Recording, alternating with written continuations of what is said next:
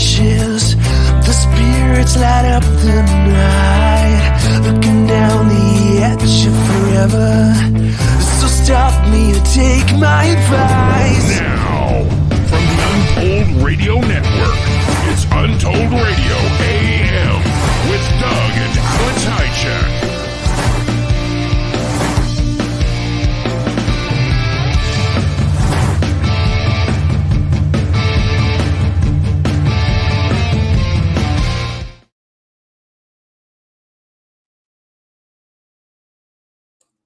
Howdy ho. Hey. So how are you feeling? Are you better?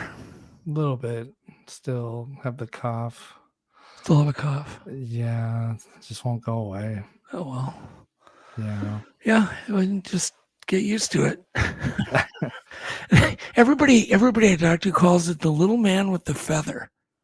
Exactly. In the back of your throat. He just comes out and he just tickles you once in a while. Yeah. Yeah, the worst is when I'm trying to sleep. That's when it seems to really kick up. Oh, yeah. Try, some like Halls. Menthol, cough drop, sugar-free. They're good. They work. They keep the little man with a feather at bay. So anyhow, welcome to Untold Radio, all of our live audience and members. It's Valentine's Day. It is. Special episode. Yeah, so I hope everybody, had a good day and they didn't forget it was Valentine's Day and they got to spend the day with their loved one or are going to. A lot of people delay it a day or two. I did it yesterday, celebrated all that stuff yesterday. Smart. See, smart, huh? It's the Larry David way.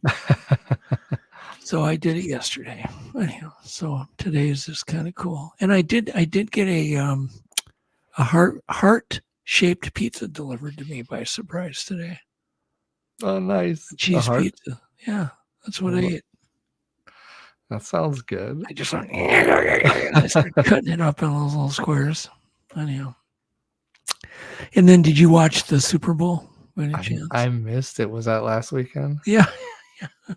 Imagine Alex missing the Super Bowl. Yeah, and I really don't care that much, either. But I did watch the game, and it was a pretty exciting game because everything was down to just seconds, right? Everything was just 3 seconds left on the clock. And but yeah, it was a good game. Kansas City won. That's good. Did you see all the commercials? They really didn't have anything great. It wasn't the thing. There wasn't the fanfare this year. Really? That wasn't a deal. By the way, just so you know, your computer is still not working. Nice. Your internet. You're jumping all over the map. You're freezing, locking up. That's great. Yeah, I know. You still sound good. I don't know what in the world. What did you ever call them? Yeah, I called them. What do they tell you? I could give you a list of 20 things I've done. I've literally doubled the speed of my internet. It's still. Yeah, I wonder what it may be the new software, if you know what I mean, the upgrades. Yeah. That aren't compatible with some other operating system. That's what I'm wondering. It's possible. I've updated all my drivers, swapped out my webcam. I could go on and on. No, it's all right. It's entertaining once in a while. Let's see here. What else do we have? By the way, just so people know, as an update, Yvette did take the garbage out last Wednesday. Nice. And she goes, I haven't even seen this clip yet. She goes, oh, this clip of some dog reminds me of you. And I swear I have not watched it. I sent it to you, video 1. You want to play that? This is what she said I remind her of. I don't think you want sound on there. Oh my God, he's got a flashlight. The dog's walking with a flashlight. It says, this is Tank. He refuses to go potty at night without a flashlight. There you go. All right, I get it now. That's pretty cute. It is cute. All right. What else do we have? Oh, we have, oh my gosh, Patty Longenecker Balster on. Yeah, that'll be I great. feel like taking a nap right after I say that long name. I thought our name was bad. It's a long one. And you got to talk to her today for a bit? Yeah, the other day. She was great. Okay. Anyhow, she's going to be telling some super freaky stories, and we're just going to have a conversation. So everybody can, go turn those lights down, go lock the door, definitely lock the door, turn the lights down, crawl into bed, throw some covers over your head. Right. What do we have? Oh, I sent you photo 1 of a South American UFO, and it's an interesting one. It's been vetted pretty heavily. I've done what I can do to vet it. And you can go ahead and throw photo 2 up. Because it's pretty high res. It's interesting. You see that thing sticking out the back? Yeah. So what is that? Is that their antenna? Is that the exhaust port? Is that the God knows what? What do you think? Yeah, I don't know. I don't know what to make of it. Anyhow, there you go. But this was apparently taken by a 76-year-old Rena Juarez. Was apparently her husband, Rene, who first made out the aerial anomaly. He spotted it. And they live in South America. They took it February 1st. And they were apparently looking for a resort. But that's the way to properly do it. I mean, you give them the facts. I think they made themselves available to all the researchers and the MUFON people and so on. So anyhow, thought it was cool. Yeah, that's awesome. I like it. It's a very clear picture. I haven't seen an authentic photo that clear for a while. No. That's a good one. Yeah, it is. If you look hard, you can almost see Alex looking out the window. Almost. All right. So the next thing, speaking of space and things that maybe come from space, Jupiter's moon was filmed during 2 volcanic eruptions. So throw up photo 3. And this is the Jupiter moon that's named for the mythological woman transformed apparently into a cow during a marital dispute. It's called the Low. This is Jupiter's 3rd largest moon, but apparently it's got active volcanoes on it, which is cool. You can see the smoke in the background there. Yeah, that is cool. Yeah, I still want to know why you never see stars, ever. Doesn't make sense to me. No, it doesn't. It's weird. You think they would iris down just a bit, just a wee bit to get the whole perspective, That's why they're out. People are getting suspect, like, well, we don't really have anything to relate to triangulate this stuff, this info. So maybe it's just, somebody created it in Photoshop. Yeah, it's possible. It's so hard nowadays. Anyone can do great work in Photoshop. Yep. What else is interesting about this? You see that round, like an orb on the first plume of smoke? It's like a little round ball of light. Do you see it there? Yeah. It's faint. It is super that faint. ain't smoke. What the hell is that? Nobody ever talks about those things. We have the same issue here when we get a volcano eruption. We'll get UFOs and orbs that'll travel in and out of the plume. Weird. Yeah, I don't know. If anybody can answer that, that'd be awesome. Could be a lens flare, I guess. But you would think NASA, with their billions, they would have that figured out. All right, speaking of round things, oh my, how our crops and food have changed. So I want to put up photo 4, and I want to show you what a modern tomato looks like, Alex, compared to a tomato from a 150-year-old seed. Whoa. That's how much we've genetically modified our food. That's scary. Isn't that insane?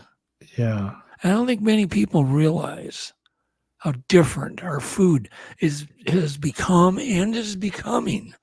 Now it's going even to a whole new level with GMO. Yeah, and all the preservatives and Well, no, God I knows what don't mean chemicals. What do you mean preservatives? I don't think they put preservatives in life, but they do put like things that are resistant. Yeah. I think that's what you mean, like to blight and to insects. Yeah, Well, they'll take this modified tomato and then they'll put it in a V8 juice with God knows what else. Yeah, God knows. Anyhow, but I just found that interesting. All right, enough of that crap, but see how I'm jumping around. Yeah, you're quick. That was round like the moon, right? It was. The tomato kind of looks like a moon. Have you ever heard of it's a new thing now, dude. Viroid. Not a virus, a viroid. No, what's a viroid? A viroid is like a virus. It's got RNA packets. It's got all this stuff, but they just discovered this. They're smaller than a virus. Whoa. And they haven't even figured out yet whether they're friend or foe. You know what I mean? Whether they're helping our bodies or whether they're delivering diseases. But this is a new discovery called the viroid. And they're finding like 30,000 of these little tiny viroids in our mouth and our gut. Everybody's got them. Jeez, that's creepy. Yeah, and it's just another thing that could be, genetically modified or changed. Yeah. Who knows? But they also call them, besides viroids, they call them obelisks because they're kind of the shape of an obelisk. Oh, the shape. Yeah. Yeah. It's an itsy bitsy life form, much smaller than a virus. Apparently a pre-printed paper, which they're releasing it early, from Stanford calls them viroids. It's one step down from a virus, and a virus needs a host, to allow it to replicate. And apparently, this has not slowed down these viroids. Apparently, they're very plentiful. And so more on that, you'll be, whatever. I don't know anything about it. I don't think they do. But they do apparently have scraps of genetic RNA in it. So it'll be interesting. Weird. I just find it interesting that they're not sure if they're, good or good bad. For us. Yeah, they don't know yet. I hate to cover this stuff because you hate to get it flagged, misinformation. It's like, no, it's not misinformation. We don't know. Saying we don't know anything. It's just things people can go research if they want to. To hear about it here first. Yeah, another thing to stay up at night worrying about. Well, no, you don't have to worry about them. They don't even know if they're, they might be just normal everyday things. That's true. But they're very similar. They're just, I find it fascinating that they're small. Then you think, 30 years from now, they'll find the thing smaller than that. Right? It's never going to end. So have you ever thought about this? When does small ever just, all right, if I could take Alex and snap my fingers, and every time I did, you go half your size. At what point would you disappear? You never would. You can't. You just small goes smaller. on forever. That's a hard concept for people to understand. Small is as big as large. Because it just keeps going. It never ends. How can it end? They get down to these subatomic particles, and they find, subatomic particles in them, and they'll just keep finding more and more and more and more and more. It won't end. It'll never end. It can't end, because if it ended, the object would cease to exist. And then what would you do? Does that make any? Does that kind of wipe your brain out? Yeah. It's all relative, right? Yeah. It's all relative. All right. A new report shows electric vehicles apparently are less reliable. You can throw up photo 5, I guess, just for fun. But it says a sobering new reliability report from Consumer Reports indicates electric vehicles still have a long road ahead regarding dependable performance. The survey of over 300,000 vehicles found electric models suffer 79% more. Oh wow, you're talking about like They just need, they have more problems. maintenance issues. Problems. They have more problems than gas-powered cars, I should say. You think it's because they're so new? They haven't worked all the kinks out? Well, of course. Yeah, of course. They don't, it's a new thing. Apparently, there's 79% more maintenance problems in gas-powered cars. Meanwhile, plug-in hybrids have been bad eggs and fared even worse, with 146 more issues reported by drivers. And a hybrid is where you have both, yeah, gas and electric. So both of them could fail on you. I don't know. Whatever. Yeah. I don't make the news, I'm just bringing it. So another piece of news, throw up photo 6. This is really, really interesting. Apparently eggs will stay fresh for 2,000 years. This egg is almost 2,000 years old, and it still has runny yolk inside. Whoa. It's not dried out. It's still liquid inside. How is it? So that means it would hold DNA. You could eat it, I guess. You could crack it open and make some. Hey, hon, you want some ancient eggs? How do you want your eggs? I'll take them ancient. So, anyhow, so this is called the Ellsbury Roman egg with contents in it. It's a world's first, say scientists.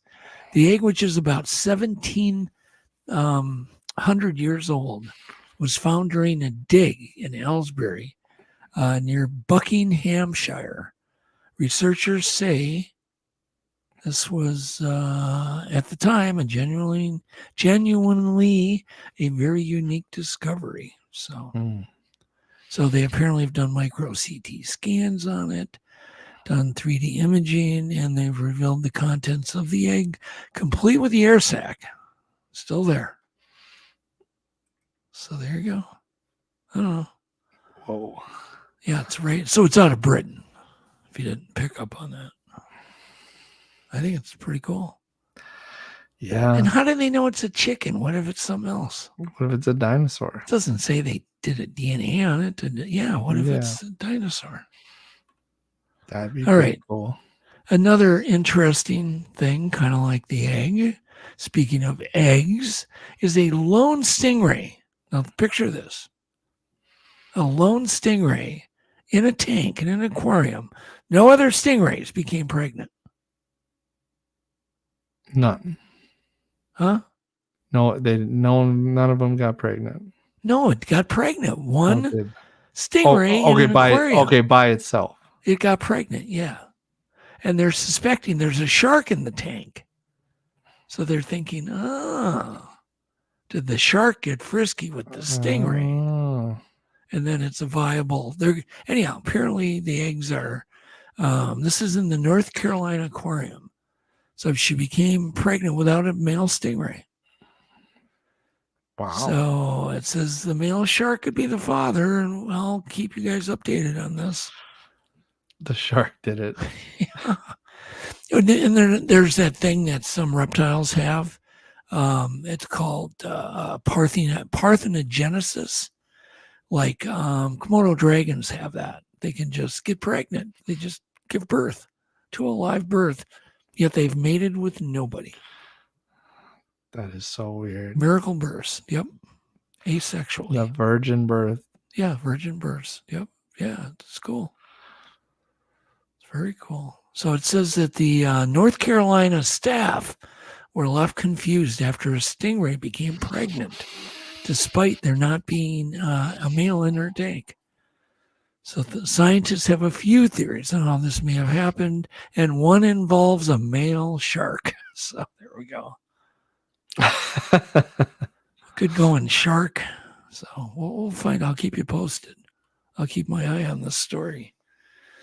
Photo 7. Apparently, there's a lot of lava oozing out of Iceland, and apparently they can see it from space.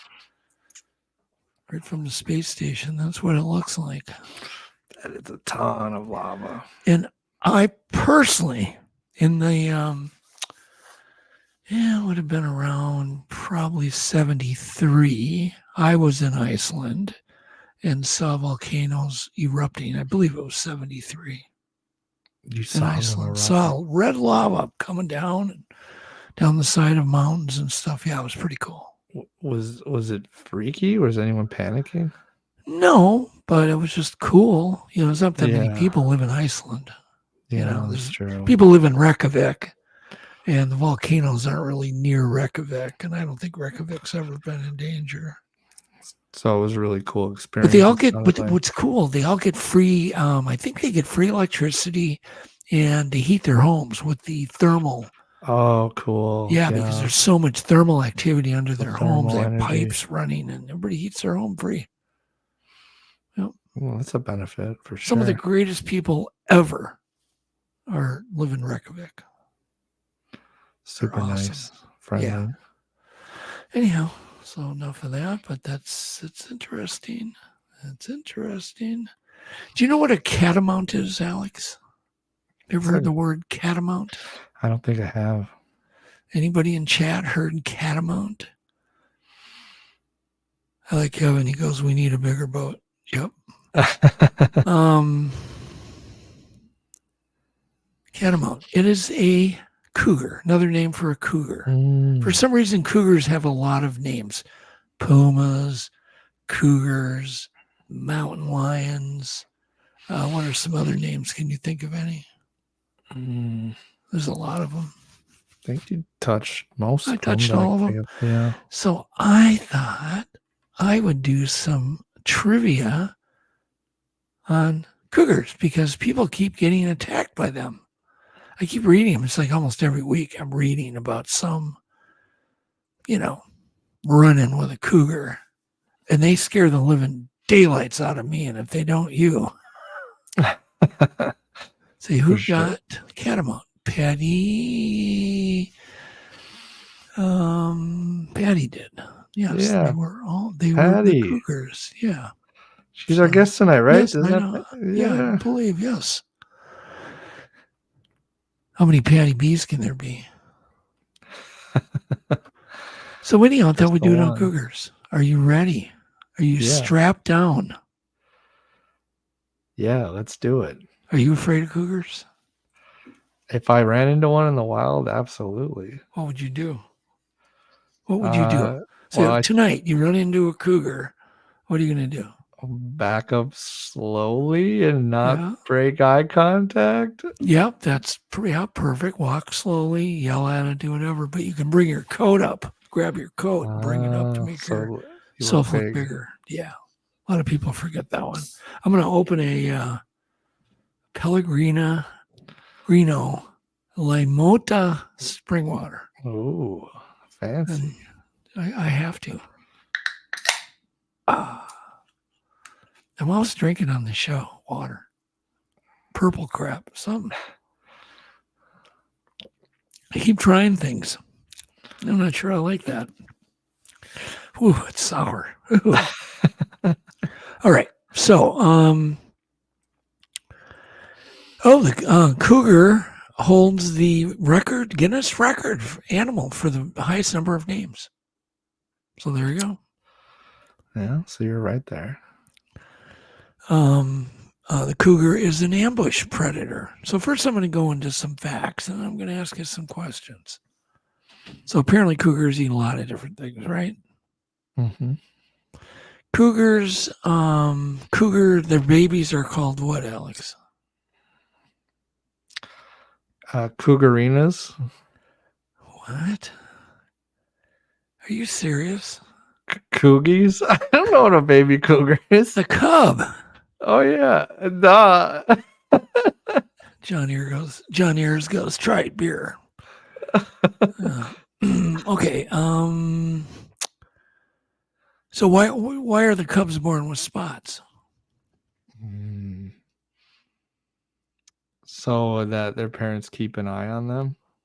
No, it's camouflage. Why are the parents camouflage? Are cougars pack animals or solitary animals? Pack. No, they're solitary. But somebody recently did a film of it's like 10, 12 cougars all walking together. So he kind of broke that mold. Yeah, they always say they're solitary. Right? Yeah. But this shows a whole bunch of them. All right. Let's see here. The cougar is the 4th largest cat species in the entire world. 4th biggest. So that's big. That's really big. That's right up there with lions. Cougars can leap over how many feet? How far can they leap? This will scare the bejesus out of anybody. 8 feet. 25 feet. Whoa, never mind. Oh yeah. God. Doesn't that a little scary when you're thinking about it? 25 feet. Do you think you're safe? You think you're safe? It's 25 feet away and it's just koosh. Okay. You're done. Cougars cannot roar, but instead they just purr. It's interesting. A cougar can run how many kilometers an hour? 50. Wrong. They can run 55 to 72 kilometers an hour. Whoa. So that's 72 kilometers is probably about 56, 57 miles per hour. Picture that. That's crazy. Do cougars have a great sense of smell or a poor sense of smell? Good sense of smell. They have a poor sense of smell. They depend on their hearing and their eyesight. Oh, that's interesting. Yep, they cannot smell very good. How many attacks? Okay, let's count this out to everybody. How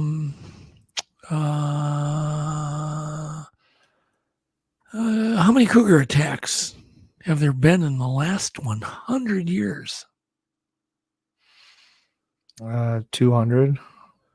Not bad. There's been 126 attacks. How many of those were fatal? 20. 27. Wow. Which isn't bad, right? Yeah. I mean, but what about the ones that don't get reported because they kill everyone? Well, yeah, the people that of course, yeah, there's got to be double that amount. The ones like you say, they're just gone. Yeah. But apparently, fatal cougar attacks are extremely rare and occur much less frequently than fatal snake bites, fatal lightning strikes, or fatal bee stings. Okay, so basically, you don't have anything to worry about. And here it says cougars are solitary creatures that do not establish enduring social ties. However, at roughly 2 years old, they are sexually mature, right? 2 years old. And they apparently then mate in the winter. So how many kittens do they have? How many cubs do they have? In total or? In a litter? 6. The answer is 1 to 6. Oh. Wow. How many years do the young spend with their mom? A year. Is Alex cheating? He's looking kind of He's side looking. He's got a bunch of monitors in the studio, so he might be side looking at the answers. Is it a year? 2 years. Oh, okay. 2 years. Huh? Yeah. That's longer. And then they take off and claim their own territory. So how many cougars do you think are in Colorado that live in Colorado right now? Not a lot, right? Like maybe like 100?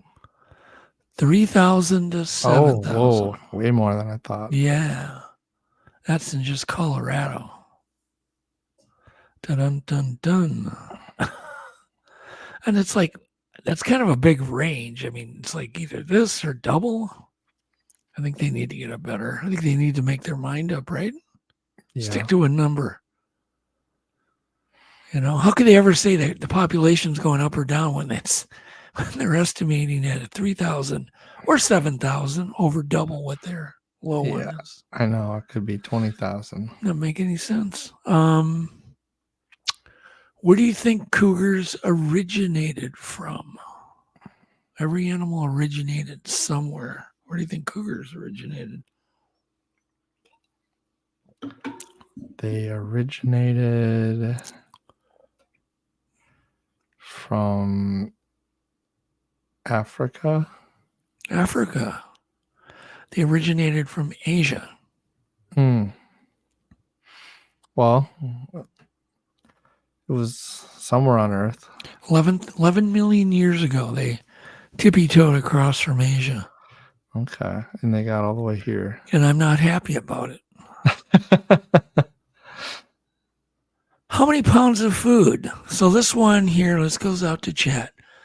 How many pounds of food can a cougar eat in one sitting? 10 pounds. 10 pounds is Alex's guess. That's a lot. Anybody else got a guess? Lori says you're cheating. That's what I think. Cheating and getting them all wrong. John Air says 25 pounds.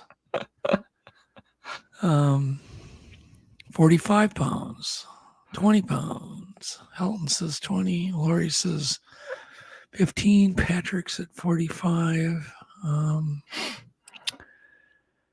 Charlotte J's at 35. Patty's at 8. It's 30. 30 pounds in one sitting. 3 times what Alex thinks. How many cougars are in the entire U.S. of A?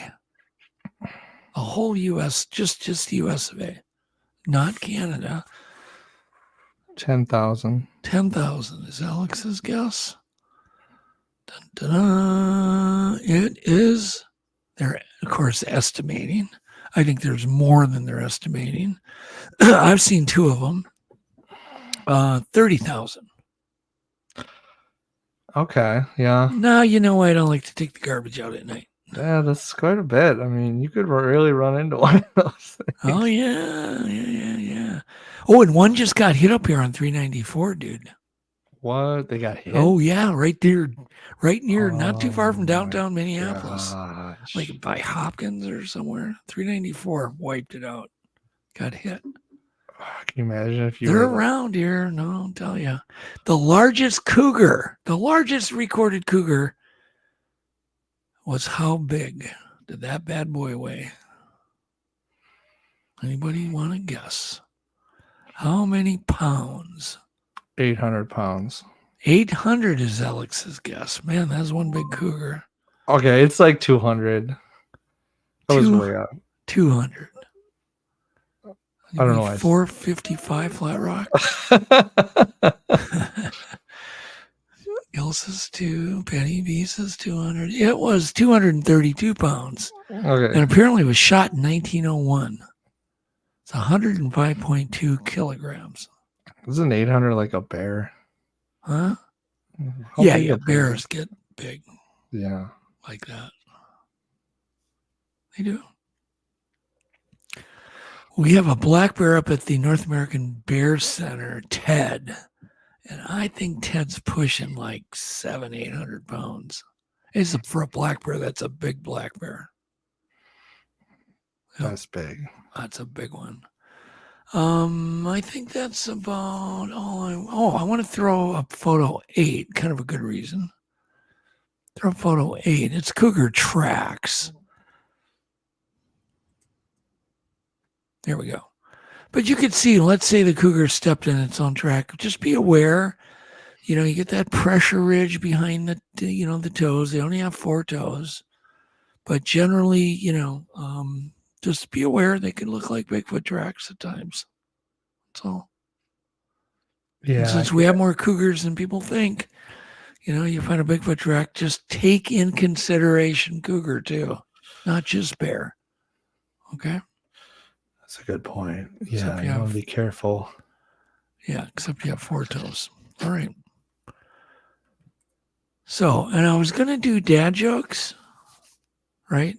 But I couldn't find any I liked. So I'm just gonna read. I'm gonna read a few of them. You want me to run the bumper? No, you don't need to if I'm reading it. No, you don't want me even to need cue to. you up? Oh, go ahead. Go ahead. Run Come the on, bumper. can I? You wanna? Go ahead.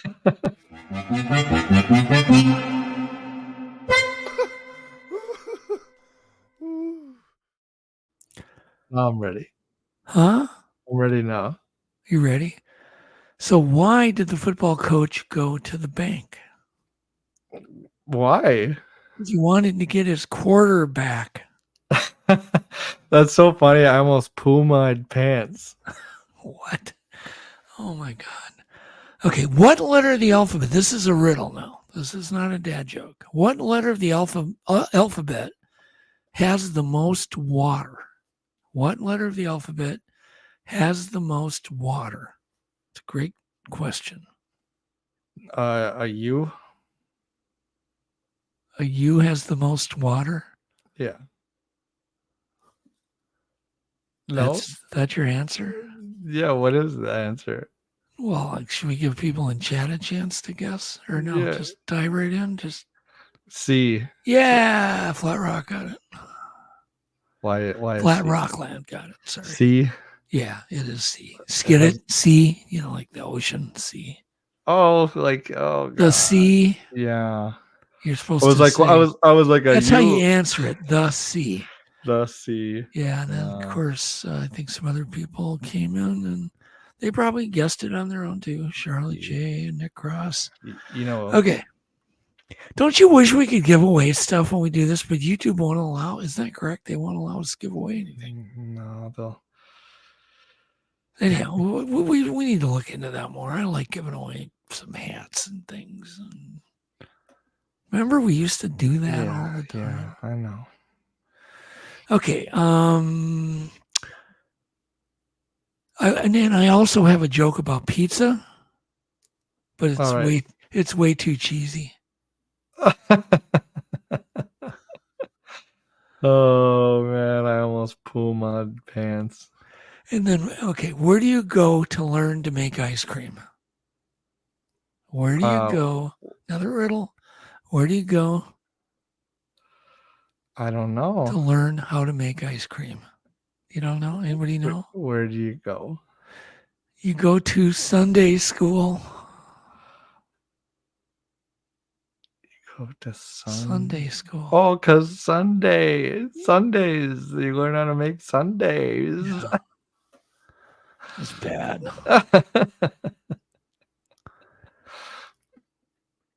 So Helton says, yeah, I won a book from you guys once. Yeah. All right. All right, let's get our clips out of the way, and then let's bring on Patty. All right. I'm gonna run the bumper. We can bring Patty on we can bring Patty on during the clips. Okay. Patty, if you're listening, jump on. Oh, she's jumping on. Yeah, what the hell? This is a different kind of show. Hello, Patty. Oh, you got to unmute your mic. It's right at the bottom. There's a little, right at the bottom. It says mute, stop cam. I'm guessing because it didn't show her thing is muted. Patty, click the settings button, and then click the audio tab and switch your mic output.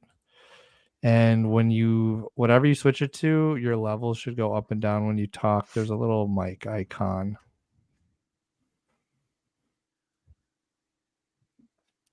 And if you're having trouble finding it, I can. Now we have Patty's head on a platter too. She wasn't when she came on. Can you hear us, Patty? You can. Okay, good. That's half the battle. You're connected. We'll get it working. There you go. So again, Patty, what kind of mic is she? Does she have a mute button on her mic itself too? I'm thinking there might be a mic with your headphones. We tested without headphones yesterday. You want to unplug your headphones? Yeah, how's that? Yeah, we hear you now. Yeah, Okay. perfect. You sound Okay. great. Yeah, you don't need your headphones. Okay. Anyhow, so we're gonna do our clips, Patty, and you can because Okay. Patty's a listener too, right? Correct. Yeah. So and by the way, if anybody in our chat, a listener would like to come on Untold, please let us know. You just contact Alex at untoldradio.com or Doug at untoldradio.com. Let us know. If you got weird stories, things that happened to you, come on.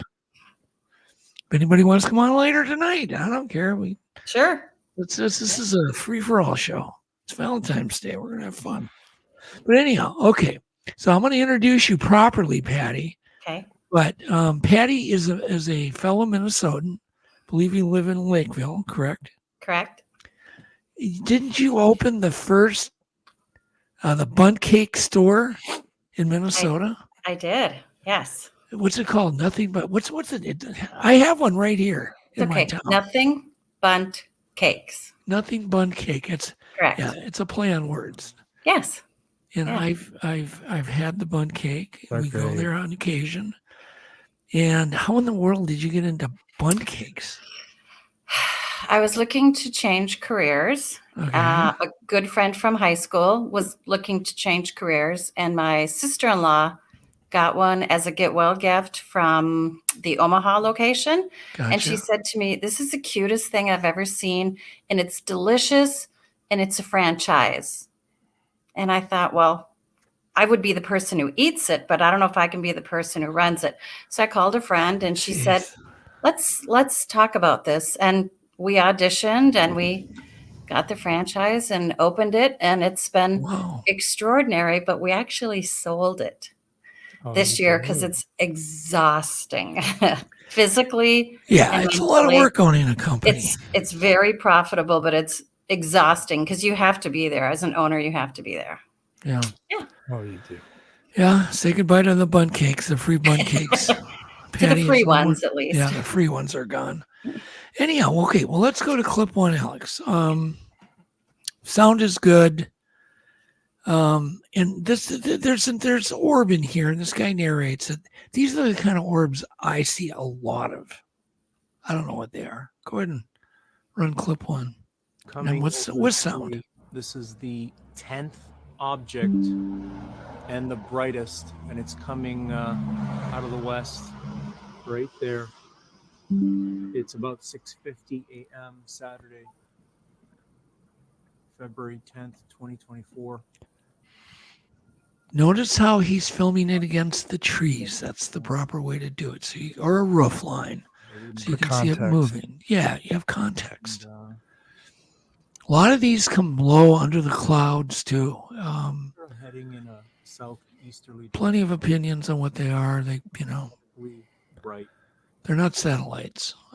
We've seen them pretty low where you can tell. Have you seen orbs, Patty? There's another one that just I have not.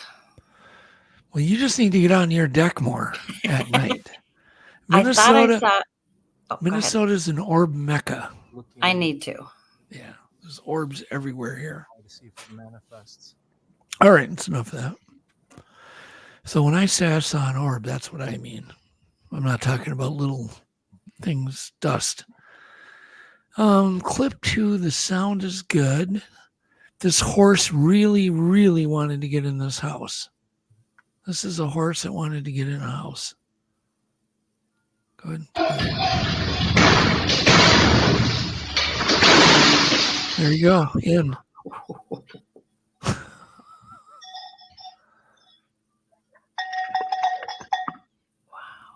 That's crazy, isn't it? Wow.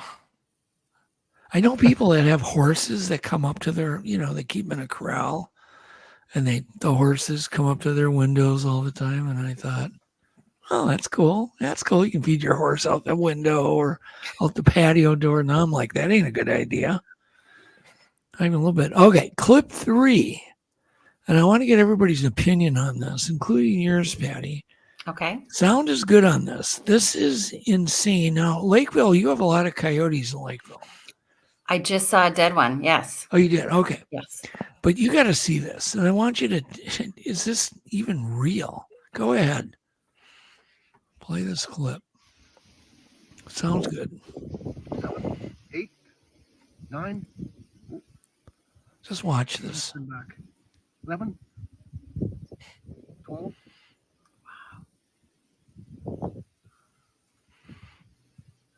Comes another one. 13. Oh my gosh. Another one. 14. Is this edited? This is insane. This is real. 16, 17. Oh, keep watching. 18. 19. 21. Put it this way, we're in deep doo-doo. 3, 4, 5, 6. Did you see that? 29, 30, 31. This is scary. 33. 34. That's crazy. Yeah, we're not done yet. 35. 36. 37, 38. Quiet. 39. Hey, quiet. 40. 40. Whoa. Wow. 40 coyotes all running out of a cornfield. That's insane. Yeah, and John Ayers goes, yeah, he goes, that's a small pack. Oh my God. I know they aren't packs, but 40 of them. That's spooky. I mean, they could take down just about anything. 40 animals ganging up on they could take your car down. They could rip your doors off. Oh my God. Oh, I'm not joking. 40 coyotes could do a lot of serious. If they want to get in your house, they would. Isn't it? Don't you find that scary, Patty? Don't say that. We have a cornfield behind us. Don't say that. Oh, nice. Well, that's probably footage from your backyard. Maybe. Probably. Probably not. I All hope right. not. So I don't know. Okay, so now clip 4. Alex, a little ahead of me. Sound is fine. The power of low frequency, the power of the hum, power of the bass. This is so cool because here you'll be able to see it in a pretty unique way. And that's why I put this clip up. We're working on sound on a regular basis for Legend Meets Science and infrasound and Bigfoot sounds. I'm trying to get to the bottom of some things, but go ahead and play this, Alex. Watch.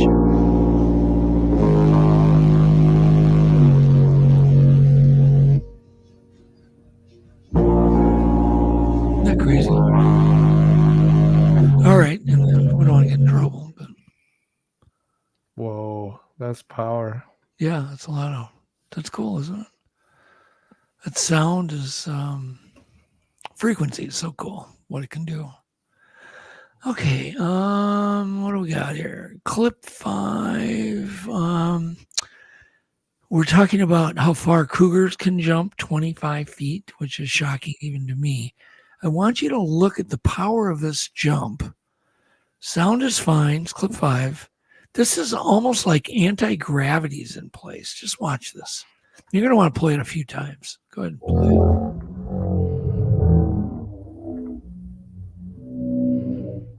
Just let it keep playing. It'll loop, I think.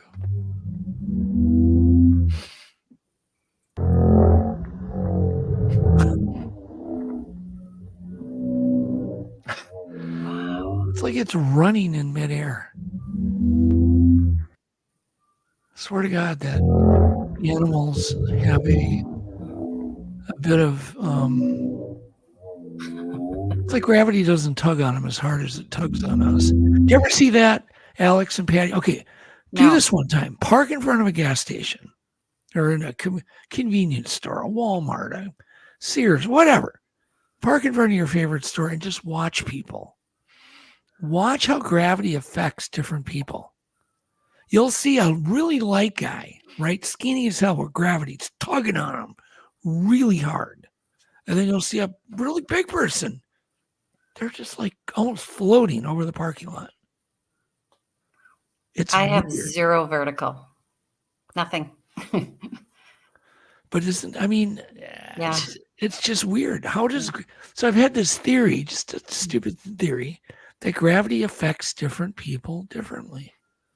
and different animals. What if a Bigfoot can leap? You know how strong they are, right? And we all heard how strong they are. People never talk about when they find a single track that maybe they're just leaping 25, 30 feet from a standstill. I mean, you've seen that deer. Yeah, Like, that's a good point. That's got to be like 40 feet. Just play that one more time, the floating deer. It's crazy. People are saying, yeah, it's like it's running and swimming. For some reason, it's not playing at the beginning, Alex. I'm not sure, but it just takes a very short, it plays on mine. And it just really gets running, and it just catapults itself. Okay. Anyhow. So be thinking about that. Observe that next time you're out shopping. Just park and watch people. You'll realize gravity does not affect all of us at the same way. All right. Oh, yeah. Clip 6. Sound is fine. This is definitely a definition of a high wave.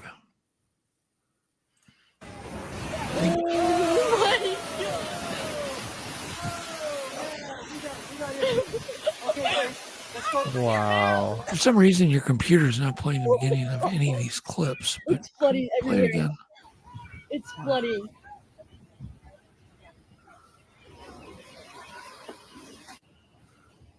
Oh, geez. Play the beginning, Alex. That's all I'm interested in. Jesus. Imagine living on the coast. That made me just give up my dream of living on the coast someday. Done. I'm staying inland. I live in Iowa. Okay. Clip 7. This is something this guy made. It's an air vortex. I had one when I was a kid. And man, did I PO a lot of people off with this thing. I started out with a Whammo. It's called a Whammo air gun. And it just blew a ball of air. So what's actually coming out of this gun is actually a ball, a sphere of air. Although he puts some smoke in it. It looks like a smoke ring. Go ahead and play this. Sounds good. You can knock targets over with it. The way this works is I've got a hole cut here in the bottom of a trash can. I've Just got a garbage can. diaphragm that's sealed across the top. When I pull this back, it creates increased volume in the chamber. When I let it go, the volume suddenly decreases.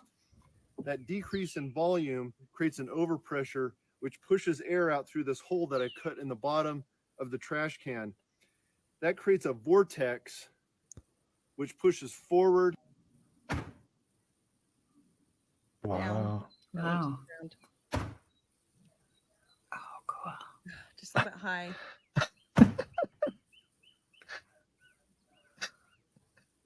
That's a nice hobby.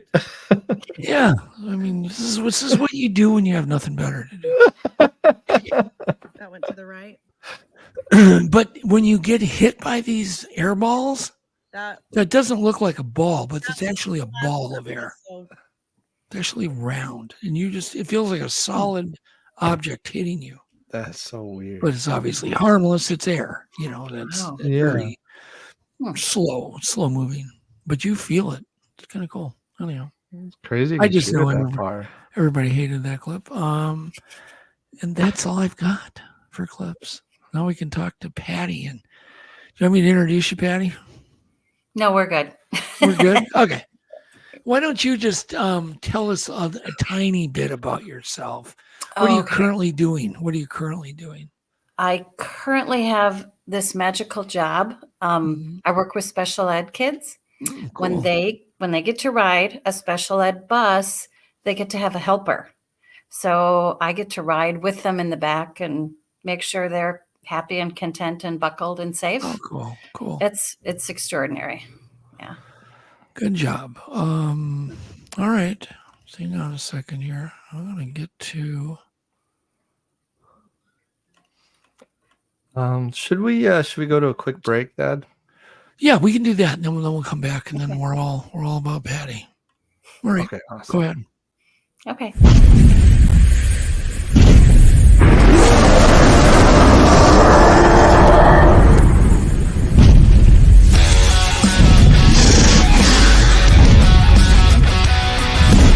Once again, to everybody out there in Untold Radio Land, this is Brendan Brown, host of the fastest 30 minutes in the cryptid world, This Week in Bigfoot. Here's what we got coming up for you this Sunday night.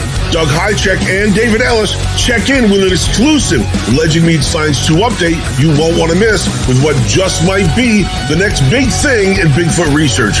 Native Americans in the Bigfoot legend will fill you in on one researcher's recent investigation into these tales, and strange footprints in Georgia and the Harvester Trail Cam video. These stories and a whole lot more this Sunday night at 6:15, back at our regular time on the next This Week in Bigfoot, only on CARC Universal. You better be there.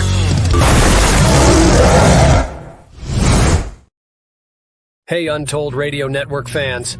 Want exclusive perks and to support our channel? Introducing our YouTube membership program with 3 amazing levels. Get loyalty badges that level up to different cryptids the longer you're a supporter. How cool is that?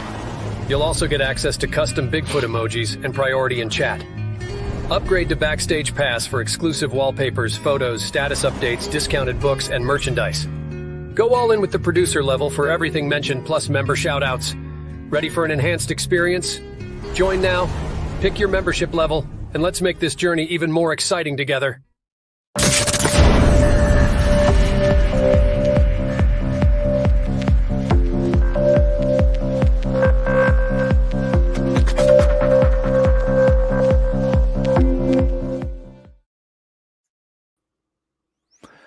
Welcome back, everybody, and thank you for hanging in there. Boy, we have some witty people in chat. One guy was saying, what was it? That a deer can leap like over a ranch house. Like, oh, geez. And then one finding the trackway said, gravity affected me to the point I was diagnosed with furniture disease. Yes, my chest has fallen into my drawers. That's an old joke. Some guy told me that in Alabama once. Okay. Anyhow, well, let's get into it. So you've had a number of, we'll call them creepy stories, but these are very real for you. And I would imagine were very, very scary at the time. Let's just jump into one. Go ahead. Well, tell your story, Patty. Okay. So I'll start. Grew up normal, big Catholic family, kind of a scaredy cat, didn't watch the scary movies. Fast forward, whenever we had our kids, we have 3 daughters, I would sleep in the baby's room in a twin bed. So I didn't wake my husband up. Nothing happened the first 2 babies. My 3rd baby, so she's 25, I would wake up usually to her crying, but I woke up one morning and I thought, oh, she's not awake. This is great. I'm going to lay here. So I had my eyes closed and I feel what I believe is my husband slide in behind me. And I thought, what are you doing? Leave me alone. I have 2 minutes to myself. And I went to pat him to say, get out, thank you anyway. And there's nothing there. I felt it, the bed depressed. I could feel what I thought was him behind me. And I just froze because I didn't have any experience. It was as physical could be. I was wide awake because I watched Betsy sleeping and then closed my eyes and that happened.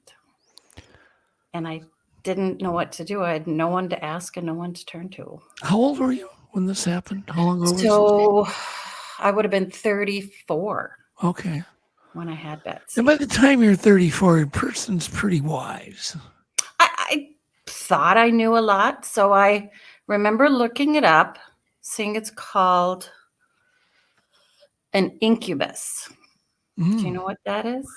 Well, I've heard different stories of incubuses from everything from being women who can seduce men, and they're like demons. I've heard that side, but I think there's other explanations. So the thing in the book, in the dictionary said male entity looking for pleasure. Yeah, it's right. It could be a male or a female. By the way. So I, said my little Catholic prayers every night. And it was not long after that, because I didn't sleep in the baby's room once they started to sleep through the night. I'm laying there again, same thing, going, thank you that she's still sleeping. And I feel something crawl on top of me this time. And I sat bolt upright, and just out of my mouth came, "In the name of Jesus and all that's holy, get out." And I just started to cry because it was as absolutely crawling on top like you might do to your wife. Wow. So It you was- felt the weight of this? Could feel the weight crawl up me. And for that fraction of a second that you're laying there, you're thinking this is something your spouse would do. And there's nothing and no one there. So that was the last. I don't know if invoking Jesus ended it. Didn't but hurt anything, did it? It didn't hurt. And it didn't, that situation never happened again. Were there any sounds that were associated with that, or was it just the weight? And was there any movement besides? I mean, did you feel it actually, crawling on you? Yes. Both times I could feel whatever it was kind of slide in, kind of like crawl up behind me the first time, and then like you would, like approach, kind of crawl on top. But no sound that I recall. It's been 25 years, but I don't recall a sound. Did you get up then out of the bed? I got up, grabbed her, and went into, our bedroom, and Okay. just thought, I don't know why this is happening, and I don't want it to happen again. So she slept with us then for a while. Well, Patrick had mentioned sleep paralysis, I believe. Who was it? Yeah, Patrick did. And I had it once, but it was because of an issue I had being sleep deprived for many, many, many, many, many days, like 10 days. I had not slept. After a trip from Russia, some things that had happened over there, and I get back, and I would find myself, like my body would go to sleep, but my brain would be wide awake, and I could feel how hard it was for my body to get air. I could, I would become paralyzed, but I'd be wide awake, could talk, whatever, but my body would be sleeping. But I certainly couldn't get up, like out of a bed and get up. You know what I mean? Right. When you're experiencing, you are paralyzed. Yes. And you weren't. I think I had something like that a different time, but I was absolutely awake, contemplating. I'm so glad she's sleeping, looking around the room. Yeah. But yeah, I was very much awake. Then how do you end up going to sleep the next day? Not in that room. So we slept together, and that's all I could do is kind of research and just to call that entity out and say it's not welcome. It is not allowed in there. And that never happened again, that particular instance. So it seemed to work then. It seemed to work, whether if my belief made it work or calling it out made it work. Did you get any indication or any like feeling of what it wanted? Was there some, just creepy feeling, or was it just the weight and it freaked you out because of the weight? Or was there any feeling that was there? Like oddly, like when I thought it was my husband, it was a nice feeling. Okay. It was not scary. It was kind of like a warm, affectionate thing that if it was him, that's what it would feel like. Do you think it's possible that what you experienced was not an entity, but rather your husband in a different, slightly different dimension or a time glitch? Have you ever thought about that? That it really was him? Not. I mean, it's a different room. So if it was like an imprint. Right, like an imprint. Yeah, an imprint. I would think it would be the same bed in the same room, but I mean, I really don't know. Well, what we we know these glitches happen because there's so much testimony out there. Oh, sure. But what we don't know, and there's not much testimony, is whether a time glitch is surrounding you or surrounding the area. Okay. Which one is it? See, that nobody really knows because it hasn't been tested. So let's say it surrounded you, the time glitch, right? Mm-hmm. Like there's space around you. Then it wouldn't matter what room you were in. Wouldn't make any difference. That's very true. Anything's possible. Yeah. I like that idea. See, that's how I comfort myself. That actually, I never thought of that. That is kind of comforting. So maybe, it's just, was your, your old, it's the old husband just doing his thing. But it happened from a previous time. Could have been a year ago, a week ago, a day ago. Yeah, we had 3 whatever. kids in 4 years, so it's all possible. Yeah, there you go. Yeah, exactly. So, because I've had that happen here where I've heard, like one time it really scared my daughter because we were down playing ping pong. I told this story not too many weeks ago. We're down playing ping pong, and Yvette was supposed to be home from work. And we hear the door open. We hear her come in. We hear the pots and pans. We hear, she's making dinner. Hear all the the dishwasher opening and closing, the refrigerator, the utensil drawers, utensils. We hear everything. And I go, hello or whatever. Because, I'm not going to talk to her while we're right in the middle of ping pong because I wanted to win. So I don't want to, I don't want to lose my focus. Break Dad's flow. Yeah, we don't want to break my flow. Alex is watching me play ping pong. It gets pretty intense. And but then as soon as we were done, I'm like going to talk to Yvette. There's no answer. She wasn't home yet. But I think in that case, it got to be a time glitch. I don't think it was a ghost, But man, you should see my daughter. She just turned white when she realized there was nobody home and she had heard so much noise up in the kitchen. She just turned white and just tears just came out of her eyes. So it's a sound only time glitch, you think? Well, no, it was moving things. We know it was opening drawers. But your wife wasn't. Your wife wasn't there in a different dimension. No. She's just doing her thing at work. It's a glitch. It's a mix up of timelines. I get that, but I would think like a movie person would be there. Yeah. Like somebody spliced the wrong movie together, It's like it's a giddy up caused by a solar flare. Who knows? We don't know. No, we don't. And there's more and more really good scientists that are saying, there's all these parallel time things going on too. And it could be that they claim we're all doing the same thing, just seconds apart in other dimensions. And that sometimes the veil between them two will, intersect, and there could be a big delay maybe between dimension 1 and dimension 200. I don't know. It's just, it's all deja vu. That's deja vu then. Yeah, that could be. Because I have that all the time. Yeah. Do you ever get deja vu, Alex? Other than when we have technical problems. No, I get the feeling. I can't point out a specific instance, but like this has happened before. Just that inkling, that feeling.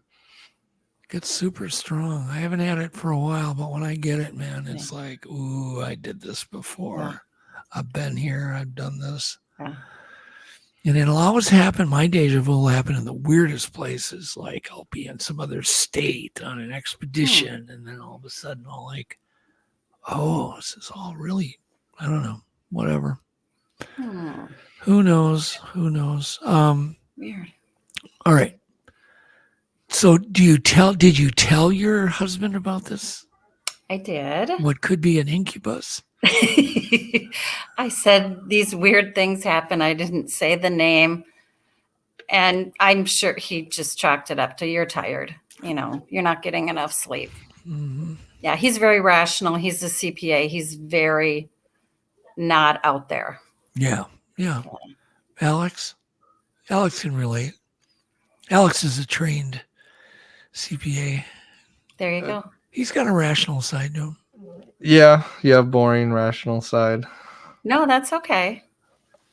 But I can party with the best of them. I can party. There you go. So he just blew it out, but that made you feel safe. Yes.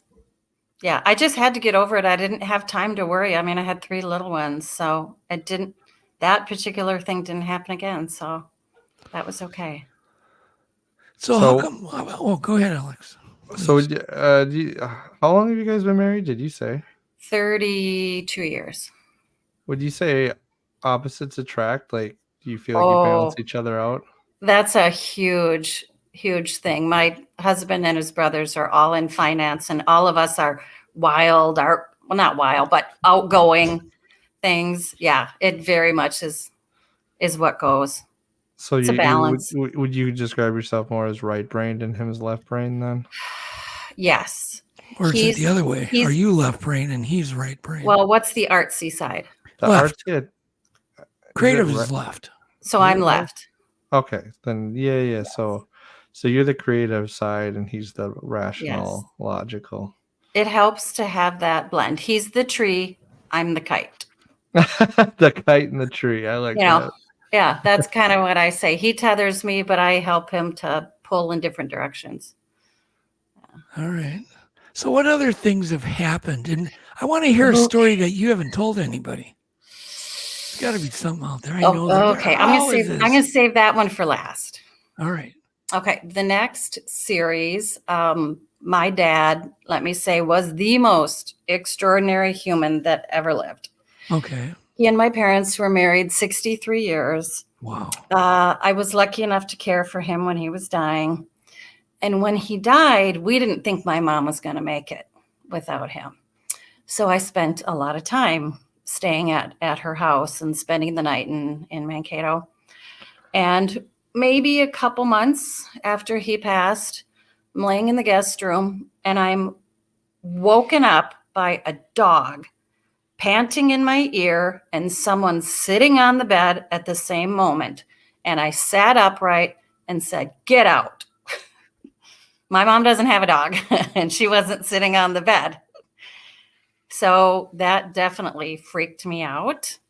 And I thought long and hard and thought, no, what's going on? Why my mom's house? So I didn't say anything to anybody. And she and I would have long conversations about faith and heaven. And she was worried that heaven didn't exist. And I said, "Mom, you've the strongest Catholic mother I know. Why are you questioning it?" And she said, "I hear your dad every night, almost every night, get out of bed and shuffle into the bathroom." Wow. And I said, "Well, Mom, if anyone wouldn't leave you, Dad probably doesn't want to leave you till it's your turn." And she said, "I'm not crazy." And I said, "I know you're not crazy." And she said, "I feel the bed change and I hear him shuffle," because he had 2 new knees. He was a shuffler. So I thought about it and I said, "I just think you're fine." "Well, he's supposed to be in heaven. I think he's stuck." So I didn't want her having that feeling. I had heard a psychic on a few shows and I thought, I think people have gifts. I don't have that gift.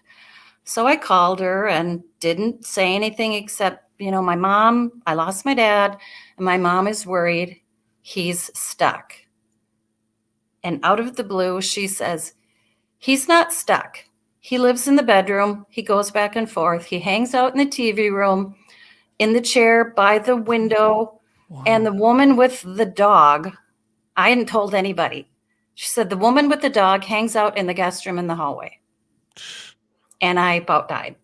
I said, "Who's the woman with the dog?" And she said, "I feel it's his mother." So my dad was handpicked out of the St. Paul orphanage by my incredible grandmother. So if anybody wouldn't leave, my dad would not leave my mom and my grandma would not leave my dad. So it still happens. My dad's been gone 5 years and I'll say once in a while, "Anything from Dad?" "Yep."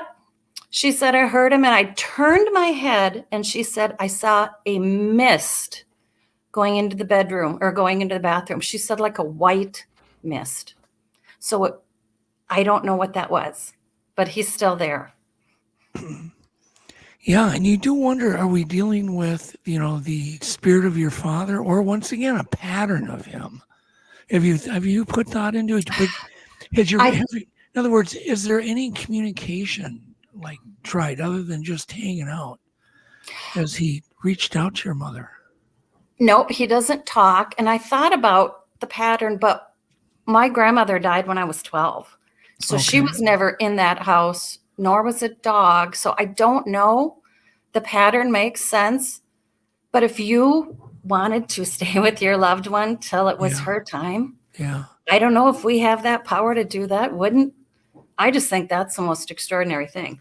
Yeah. And don't you wonder if that is your dad, can he visually hear your, or visually see your mother, hear your mother, see you? And you just wonder that. I absolutely think so. I've had other interactions with her, and what she will say absolutely blows me away. And the psychic will say, they're with you. It's not, heaven isn't a destination. They're with you in a different dimension. And she said to me, who's the cutie with the cherry tobacco pipe? Well, that was my grandpa. I mean, no one would know that. Wow. So if she can see them and smell them, I feel like they must be with us. And I don't know why I get to be part of that, but one of my daughters has had experiences too. That's But really it's interesting. very scary when it happens at first. And if you can It's wrap your brain around it, unsettling. it's unsettling. Yeah, it's it is, unsettling. because it's unknown. And Yeah. why are we all afraid of the unknown? Even when it makes sense, even when it's your dad who you loved, Yeah. even when it's her husband. I'm sure it's unsettling for your mom, isn't it? I think once I convinced her he's not stuck, she likes it. Oh, okay. That I he's think making she felt choice. guilt. She felt that Catholic mom guilt. That Well- why won't he leave me? Why would there be time? There wouldn't be any time. I mean, nobody would probably Yeah. sense time. So to your I dad, agree. maybe he's waiting for your mother to join him someday, and it doesn't matter if 50 years. Well, it doesn't. To him, it's a Yeah, second. exactly. That's interesting. I was I was so close to my father. Like he was my best friend. Yeah.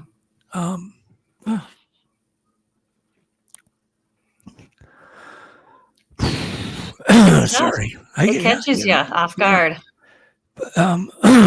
But he's never made any attempt to be here or contact. You know what I mean? There's never been any kind of activity. And that, sometimes it bothers me. I'm like, well, how could that be? How could you just disappear like that? So I figured there'd be something. Do you after ask he him? died. No, I think you haven't. should- I haven't out of respect, but I think you can. I have when Yeah. things have been bad, and once in a while he will. yeah, Yeah, I just think it doesn't hurt to ask. that's interesting. Yeah, Yeah, I never don't thought know. about that, Yeah, if you open the door. but I haven't, and and Yeah. my dad was he was very self-confident, very he was into meditation, and he would meditate at times, and he'd say, I'm going to Jupiter, goodbye. And he'd go into a kind of a just a deep sleep or meditation. Wow. And I never really understood that part of him, but man, did he have the sense of humor, and we had so much fun, and he loved to travel. I don't know, I can't even explain our relationship, but he'd be the first person I'd always want to call if something was going on, something cool. Yeah. Um, It doesn't hurt. Ask him for help. One time, right after his funeral, people wanted to take me out because I was devastated, and they made me go to bingo, and I didn't want to go. Yeah. So I said, Dad, if you let me win, I'll go. I've never won at bingo, won the next round of bingo. So I ask him for stuff, and once in a while. Yeah, that's a good idea. Ask him when you're at the casino. Well, I don't For want to help. abuse it. You never know when I Oh. might Oh need my that, God. but yeah. Alex, there's your tip. Have me help you when you're at the casino. I like that tip. Yeah, that's the tip of the day, the untold tip of the day. But these things are they are unsettling. They are a little scary, but they're also comforting. I'll share a story. I don't know if I've ever shared. My older brother, I was also very, very close to. He was a brilliant guy. And one day I woke up in the morning. This would have been, what year? 99, I believe. I woke up and I was going downstairs to make coffee. And all of a sudden I felt this warm rush of like blood inside me running through where it shouldn't be, warmth, like liquid inside me, running in even into my legs and, the top or upper part of my legs. Oh, wow. And I felt really weak. I crawled back up the stairs and told my family to call an ambulance, that I was, I felt like I was bleeding internally really bad. Wow. And I got to the top of the stairs, crawled into the bedroom. The ambulance was on its way, confirmed. Then the phone rang. Phone got answered because they thought it was the ambulance calling back. Maybe they couldn't find the house or whatever. And it was my brother's girlfriend saying, your brother just died. Didn't tell me. Told a family member that your brother, Doug's brother, just died. Just rolled off the bed and died. And then when his autopsy got done, they said he bled to death internally from a heart aneurysm that burst. Oh, yep. And I said, what would he have felt? Because I already felt it. Yeah. He said, a rush of warmth where it doesn't belong. And I went, oh my goodness. So at that point, I knew that there's something more to the death and life. And, and that was pretty powerful. When you have an ambulance coming to get you, it ain't nothing wrong with you. And the moment the phone rang and called, I felt normal again. That's what was my question. Okay. It all went normal. Yeah. I have read a little bit about like soul families, certain people where you might have a connection with before, during, and after. I don't know. Maybe that connection stays with certain people. Yeah. On a deeper level. I don't know. I think about that often because it was so powerful. And I remember the fear I had, like, oh, I'm dying. I knew I was dying because something was just really bad, Can you guys hear that buzzing? I'm hearing my phone going nuts here. There we go. Okay. It's on vibrate, but it's vibrating. Could you guys hear that? Oh, you could. That's good. Now I know. Now I don't have to worry if people buzz my phone. So is this still happening to this day with your mom? It's still happening to this day with my mom. On occasion, my dad will come to me, but it's more of an awake dream. It's not a dream, but I'm not fully awake.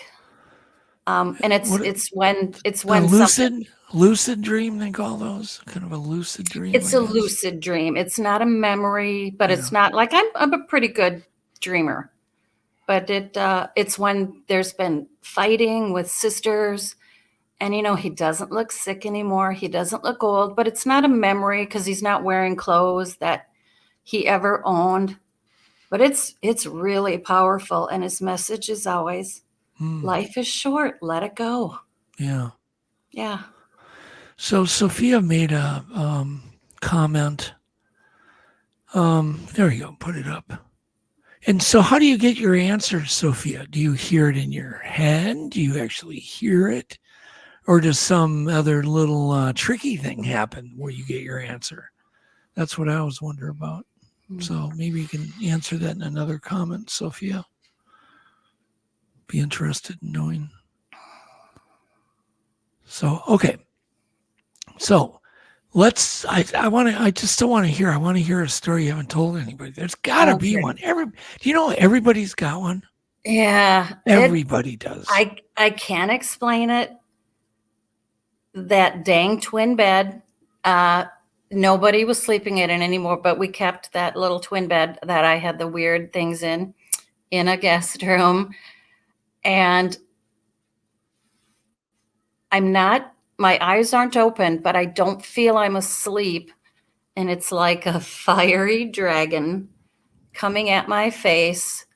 And my eyes are open at that point, and there's a field of vibration around me, it didn't feel bad, but it felt like a protective force around me, and I can't move. So if that's sleep paralysis, but it was almost protecting me. That's what I felt like the energy field was, from a kind of a fiery dragon. And when I could, then okay, back the truck up, Patty. Why do you say dragon? It had the face. It had like a long face of a dragon with the dragon eyes, but it was on fire, and it was like looming over me. And then I opened my eyes, but I can't move. It's like a force field is over me. It scared the crap out of me. And I used to sleep in that room when I would get up really early to go into the bakery so as not to wake my husband during tax season. Are you sure you're not talking about like a reptilian type alien thing? That could be. So that's crossed your mind that, ooh, maybe it's that. The orange kind of threw me off. That's why it made me think of a fiery dragon, but it had, I guess anything's possible. Well, let's try to describe reptilians. it. Let's try to describe this better. Okay. So the room is dark, right? The room was dark. It was probably in the middle of the night. So I'm not quite asleep, but I'm not fully awake. Mm-hmm. And it was maybe the color of my shirt, kind of a long face with, the nose, like the two little holes, dark eyes, and just emanating a fiery appearance. And I was I'm still confused. Fiery appearance. You mean so it was on charcoal fire. burning, like no, charcoal flames. Flames. Orange and yellow flames. Ooh. Okay. Orange and yellow flames. And the force field around me is the only thing I can say, whether that's paralysis, but I felt a buzzing. I could feel a vibration. And then he disappeared, or it disappeared. And then I just flew out of the bedroom, and that bed had to go. That bed got thrown away. Is it possible that was the entity that was climbing on top of you, and it just opposite feeling? This felt very dangerous, and that other feeling felt very nice. It was just very scary because it wasn't my husband. It wasn't anything there. This was terrifying. This was probably the scariest thing, and that's why I never told anybody. That was terrifying. That is, especially when you're visually seeing something. I can draw it right now, and that was 20 years ago. I could draw it. You should maybe, I don't know if Sibylla Irwin would be interested. Oh, Sibylla's cool. You should maybe just contact her. She might be willing to do an artist drawing on that. Yeah. I mean, if you have a good memory of it, why not? It's imprinted when people say that. Yeah. What's really cool is a lot of people, Jen had mentioned being grabbed in her arm, and then she got a call her grandfather had died. Here's Eyes in the Woods saying 2 years after mom died, he's felt somebody sit on the side of his bed when the bed goes down. That's a good feeling, actually. Yeah, life is strange. Yeah. Life is really strange. Have you ever seen any kind of like thing in your house, any kind of thing walking around when you're just, working or house cleaning or just watching TV? You ever seen anything? Don't hold back, Patty. No, I have not. And I'm one now that my mind is open and I research all that. I do. I kind of look around. I'm kind of waiting. Because I had a couple other weird things happen, and I'm like, am I waking up? Are things knowing? I'm open. Have you ever heard of something called like clairaudient? No, I've never heard of that. So I guess if you're clairvoyant, you might like see things or know things. So a lot of the kids on my route are nonverbal, and nonverbal special ed autism can mean really can make noises, can say words that don't mean sense, or zero words. And you never really know when it says nonverbal next to their name. It could just mean a myriad of things. So one little girl I had all summer in summer school, and I talked to them just like I talked to the other kids. Oh, here you go. Say bye, mommy. And she never said anything. And one day at the end of the route, I hear, which I think is I hear, but I think I hear, bye, mommy. So when she got off the next day, I said, oh my God, that was super cool. I heard her say bye, mommy, for the first time. And she said, she doesn't talk. So then I had to think, did I hear her or did I hear her? So I kind of thought maybe I'm imagining it. And then it happened 2 years later with a high school boy who, big boy, I, would buckle him in, and he was big and he could be a little bit violent at times. And I would always say, I'm going to buckle you in, Josh. We're going to get you to school. Everything's okay. And he had a bulky coat. And I said, I don't want you to be too tight. And I hear again, I'm fine, in a calm voice. So I said to a few of the kids on the bus, does Josh talk? No. I said, like, not very much, or like not at school? Patty, he doesn't talk ever. So then I don't know. It's never happened again, but I don't know if my brain is just open to different things. Wow. Or if I'm just like an antenna now to catch weird things. But apparently that's called clairaudient. But I've never heard that. There's different clairs I've researched. I swear to God, I mean, this is bringing, I'm getting a deja vu of like something that one time I heard. I'm going to think about it. What was it? Okay. I didn't see anything, just heard somebody say something to me. My dad reported that one time. I could tell a funny story I could tell a funny story about my dad that has to do with hearing something. So I was living with my dad for a while, way back. And I was going to make dinner, go into the kitchen, and I heard what sounded like a little voice, like a child in the kitchen. And it scared the living. I mean, it really scared me. And I started running down this hallway towards his room because he said, I'm going to take a nap. Imagine that, taking a nap when you get older. So he said, I'm going to take a nap. So I'm running towards him and he's running towards me. We collided in the hallway. And he's like, there's something in my room talking to me. And I had heard the same little voices. And what he had heard is them saying, shh, he's sleeping. Oh, wow. And I'm trying to remember what I heard. It was something just weird. And we both compared notes, and both of us described a little voice, like a child or, a mischievous kind of. It was weird. Like sneaky. Yeah. Yeah, like sneaky, like they were kind of, whispering, like, blah, blah, blah, that kind of a thing. But the fact we collided in the hallway is pretty interesting. Yeah, you both heard it. So that was called clairaudient. Clairaudient, yeah. So apparently we both had a clairaudient moment. Neither of us saw anything. Well, do you ever, like, you're hanging out with someone and you think it and they say it, and I always say, get out of my head. Yeah. Some people, I have that really strong with. My husband's one of them. But it's like their thought pops into your head and then they say it. I don't know. There's a lot of weird stuff out there. Alex, I'm going to pick on you. You never talk about anything. Come on, Alex. Ever. Dish. And I know he's more sensitive than anybody I know. And I know damn well there's something in there. There's some story that he just hasn't told anybody. He doesn't want to deal with it mentally, or he's put it out of his brain. I swear to God. Am I wrong, Alex?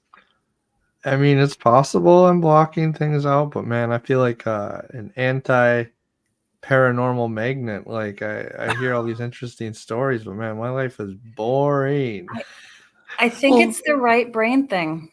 Yeah, it could be. I think that logic. It could be. Yeah, you're not capable of seeing it or experiencing it. That so could maybe be. I'm just blocked. So is it like your husband never experienced anything weird? No. He's mystified when he'll say, how do you know I was thinking that? I'm in the other room. So it's probably all those right brain people that are like the skeptics. They all work for the Skeptical Inquirer because they're like, I can't relate to any of this BS. It could be because the more I look, the less I know. You know, there's so much we don't know. So don't say it's not real. But, you know, I've taken the curiosity of mysteries and I've channeled it. I've tried to channel it into productive work. Monster Quest wouldn't have existed as an example had I not been interested in the unknown, things I don't know about. Yeah. That's what motivated me to make it. And I watched every episode, Doug. I was the kid who was hooked on, In Search Of. I was reading about Oak Island and the Money Pit in Reader's Digest, just like they were.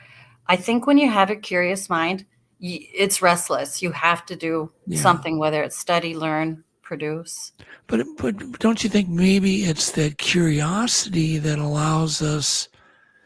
Maybe it's because the left brain people are more curious about mysteries. Right brain people are more curious about, you know, how can I make my, you know, this thing right in front of me work better, you know? Sure. Yeah. And they just don't have that interest, or they do, they just can't relate to it. Yeah. When it's insatiable, you just, I mean, I've read and watched and read and watched, and it's just for fun. It's just for pleasure to learn more.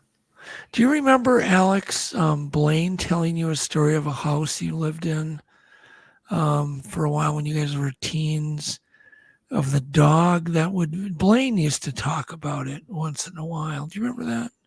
The dog, he would see this little dog.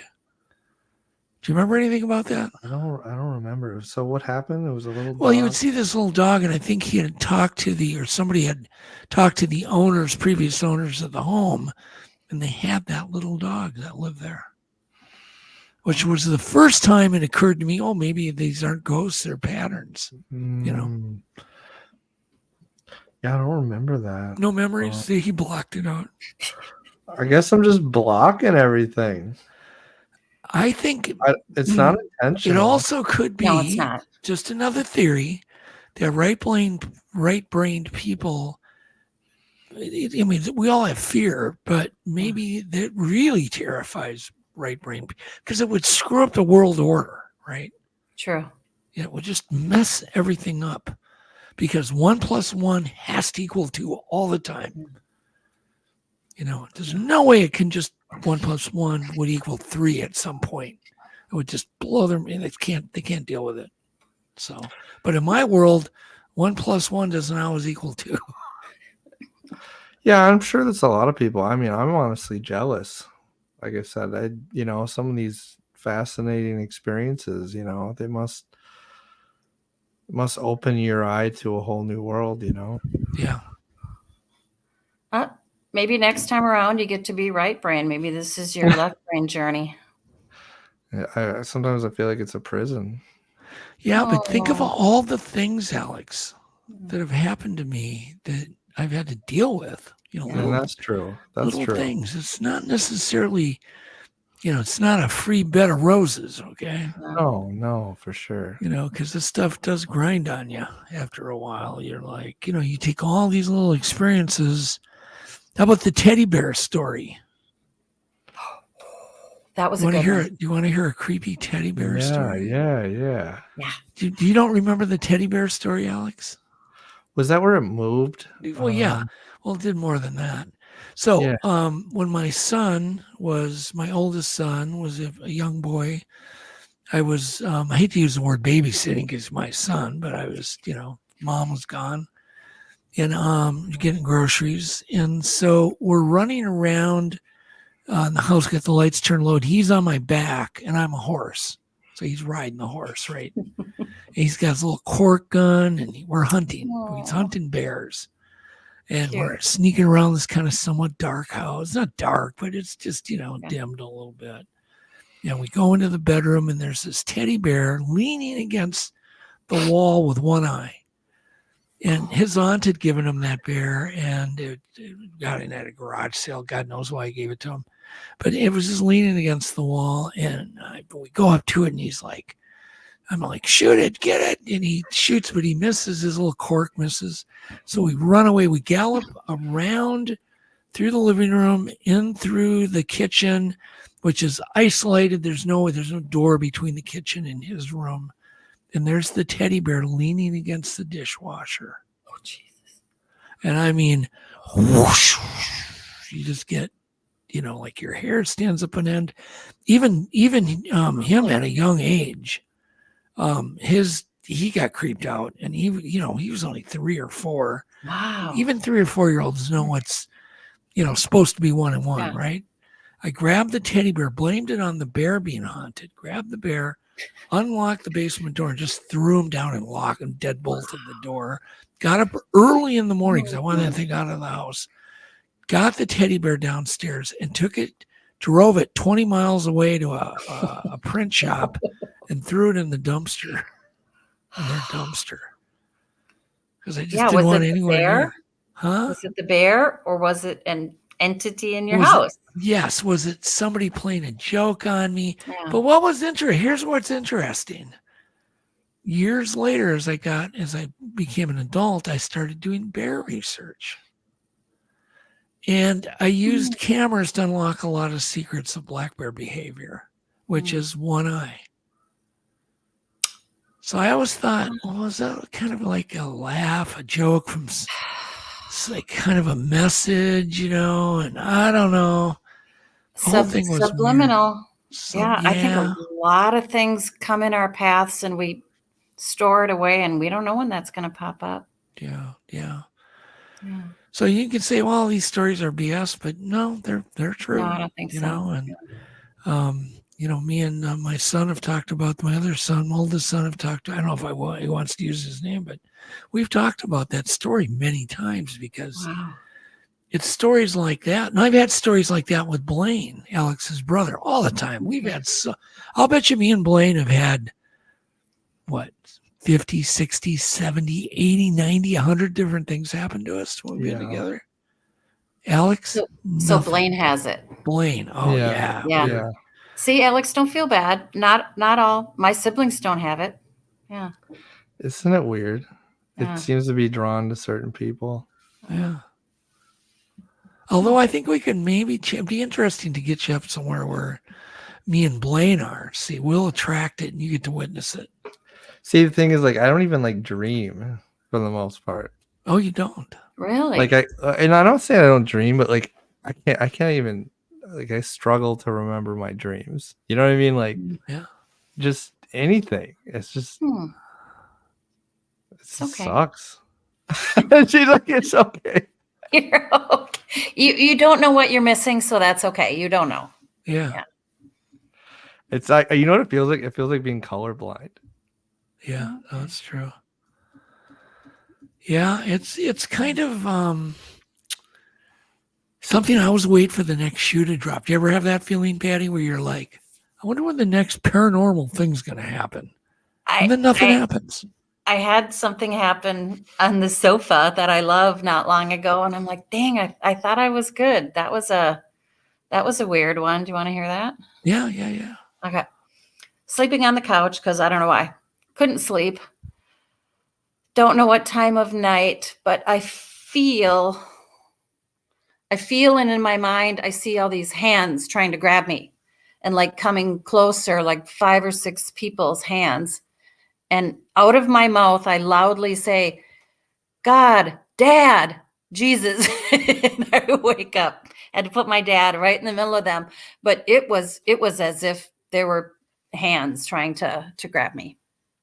So that was my last one. So I don't think I'm done with this stuff. It's just, you never know when it's going to happen. And I have regular dreams all the time. Not like that. I don't have nightmares.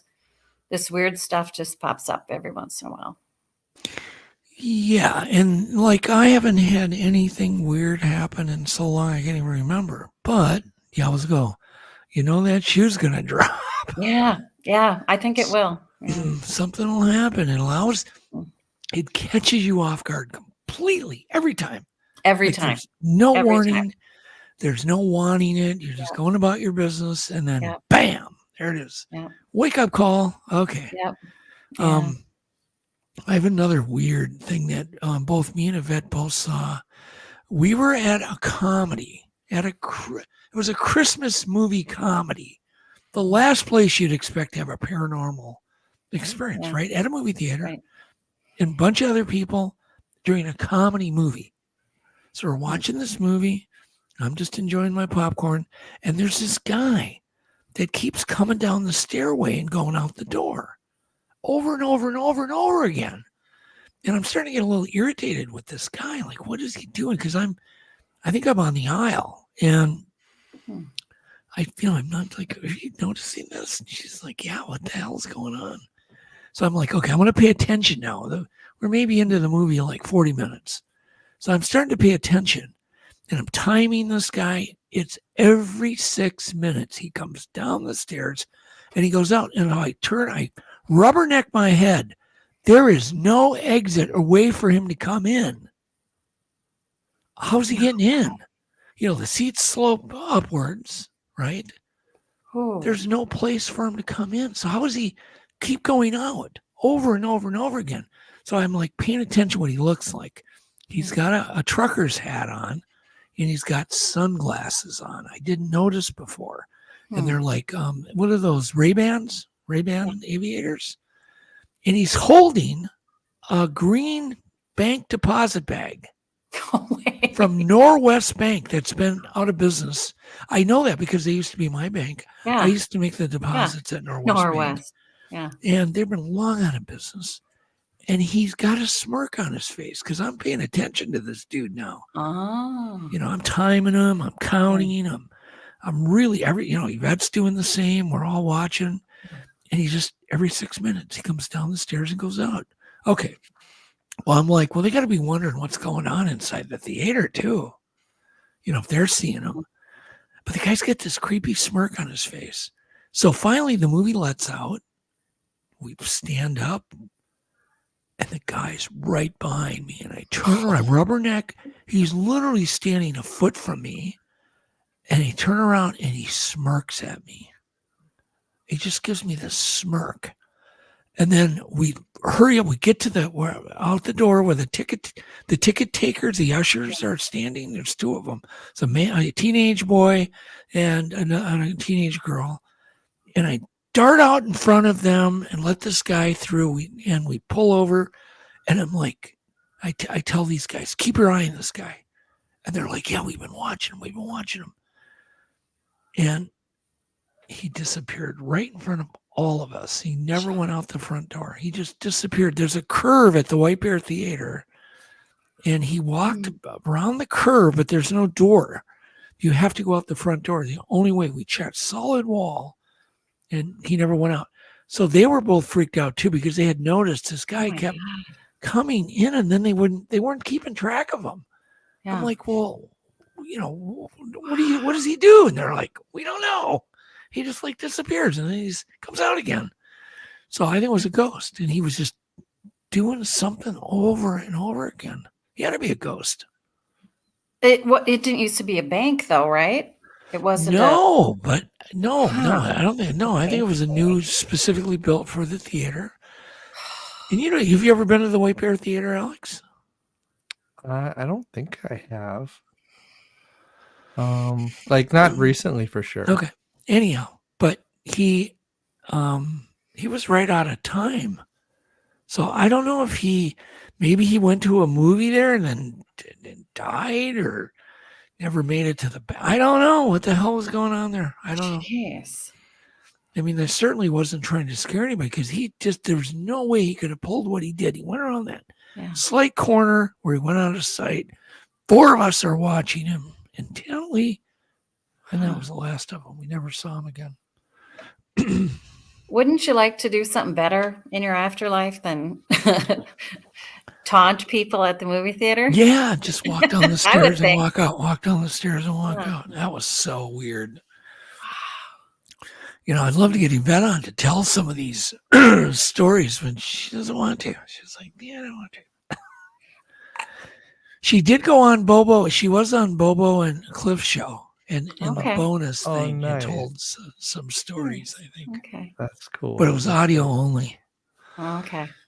Anyhow, so if anybody I'm wants, 58. I kind of don't care anymore, but no, I don't mean to tell you these stories. no, I mean, but- not everyone's comfortable, but if people believe me, that's fine. If not, I know what happened. So, Well, John Ayers goes, was there a bank in here? I don't know. I didn't investigate. Maybe there was. Maybe the lot used to have a Norwest Bank on it. For all I know, yeah, that's possible. Guy would really have to be an investigator. I don't give a crap, that much. It's a great story. It happened. yeah, it is. And yeah, you could investigate it and maybe come up with, I guarantee you everything would check out. Huh. You could probably even find the guy, in the obituaries or a photo of who knows. Wow. If you hired a private eye, you could probably find all sorts of stuff. That somebody that wanted to devote 30, 40 hours a week to that story, maybe they could uncover something. But what would it prove? Nothing. No, just that your radar is open to noticing. Oh, but other people saw him too, so it wasn't just me. But we're thinking, we just went there to just see a Christmas comedy. We're not there. You know what I mean? This is beautiful. We're in a horror movie, right? Yeah. Some Jennifer Aniston, one of those goofy Christmas Yeah. comedies. It's like, yeah. Wow. But the other weird thing that's been happening, we go to this restaurant, Alex and Patty, and we hear a car wash while we're in line. There's no car washes for 10 miles, 6 miles. And we hear the car wash dryer start up. We hear everything. And I swear to God, somebody said they're building a car wash now right next to the restaurant. And I went, and I told Yvette, I said, I wonder if we're hearing the future, because it's just it's so loud and it's right next to us and there's nothing in that area. That's over by that Culver's, Alex. Yeah. The Culver's over there. The one. Hearing the future. Yeah, hearing the future. What do you call that? I don't know. Clara. That sounds pretty cool. Something. But we're both here. I said, you're hearing this? It sounded like we were like almost in the car wash, the dryers. Oh yeah. The sound, you hear the water squirting and then you hear the bell ring and then the dryers turn on and the whole routine, it's like, but there's no car wash anywhere near anywhere. And yes, they're building them all over, which is odd because I guess there's a car wash going up right next. I just heard that from somebody today or yesterday. So do you think are you experiencing more? Is like the veils getting thinner and the oddness getting more? No, because I haven't had anything happen in a long time. I'm just, okay. Most people would be in that drive-through. They'd hear a car wash blower starting. They wouldn't think anything of it. They wouldn't say anything. They wouldn't even think. They wouldn't. But I'm not like that. I'm kind of like trying to pay attention to all the little details. Like something's not right here. There's no car wash. Does that make sense, Alex? What I'm saying? Yeah, like you're hearing something that shouldn't. But I think 99% of the people wouldn't even notice. They wouldn't pick up on it. It was like, or if they did notice, they wouldn't say anything. I'm not that guy. I'm going to say something. You're going to notice and you're going to whoever I'm with, I'm going to say, I'm here in a car wash. Like, why am I here in a car wash? And I wanted to ask the people that take your money, whatever, do you hear a car wash? Yeah. I didn't, but I wanted to. Okay. So, yeah, it's just kind of weird. So what other stories do you have, Patty? Anything? We have time for another one. Sadly, I think that's it. Is that for it? Now. Well, it's 9:06. It's Valentine's Day. You probably want to go spend some time with your husband. He did get home. You were a great guest. You were not. John said you were nervous because you haven't done any podcasting, correct? No. This is first time. Yeah. It wasn't bad. Well, you thank did you. awesome. Yeah, I just said we'll just talk. Yeah. It's fun. It's a conversation. Yeah. Alex, why are you smiling? I swear to God, he knows something I don't know. It's Valentine's Day. Oh, why wouldn't I be smiling? Okay, I got you. It's That's right. You have a sweetie too. You need to get to. Yeah. There you She's go. Waiting. All She's right. waiting for me. So, I always like to leave everybody with just a tiny little wisdom. And so we all want to remember that science gathers knowledge faster than society gathers wisdom. And that is so true. So, yes. So good night, everybody. Have a great rest of your Valentine's Day. We love you all, and we will see you all later. Thanks, night. Patty. Thank you. Thank you.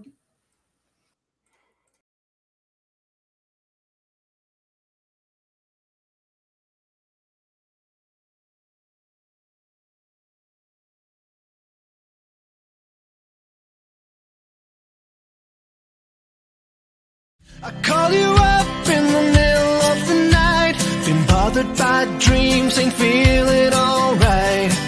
You give me comfort, say just give it some time. By the end of our talk, I'm feeling just fine. You and I will always know where we belong. This ain't no ordinary love we got going on.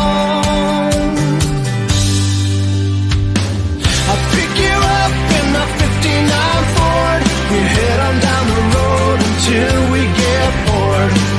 Just you and me and the sun and the wind. If the rain should start falling, we'll head on home again.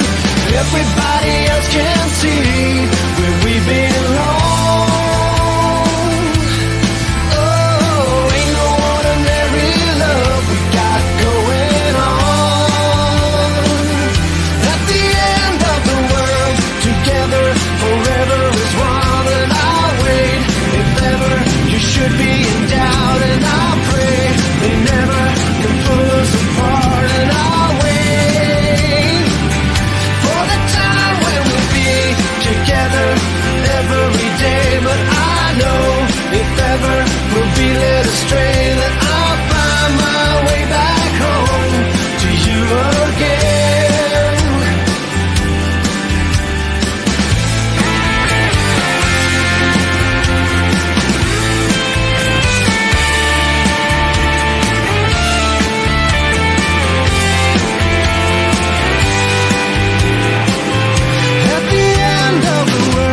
Together forever is one, and I'll wait if ever you should be in doubt, and